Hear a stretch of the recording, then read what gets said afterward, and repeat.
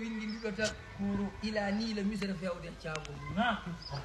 ko min Seydina Oumar an caagol ko min winduma leede mi haaldani e jommayo mi haaldani e seyɗaneji ma min koye ma kaldanmi an caagol boɗo wima an Seydina an caagol amma baadu caggal nde jettumi Allah julɓe annabi sallallahu boɗo wima fa in kunti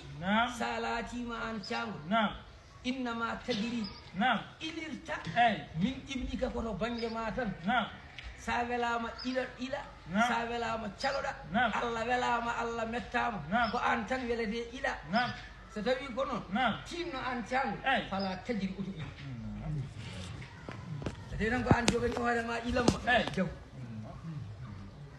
wa in kana Allahu l-wahidul qahhar so tawi ko Allah goto polɗo huwa alladhi yujriki ko on ilnanma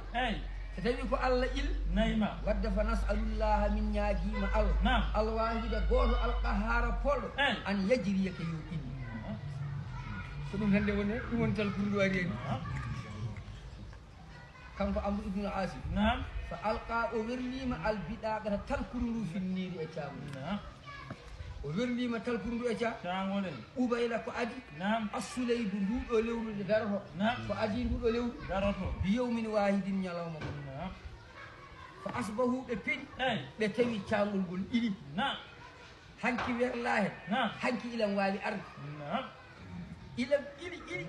wa qad zada ilam ɗam ɓeydima fi tilka leydi e oɗon ɓeydima hen 6 asara zira maayo ngo ili ha yetti to haaɗannoɗo ɓurti 16 wa qada Allahu Allah bonni tilka sirata on aada Allah bonniri on aada min tilka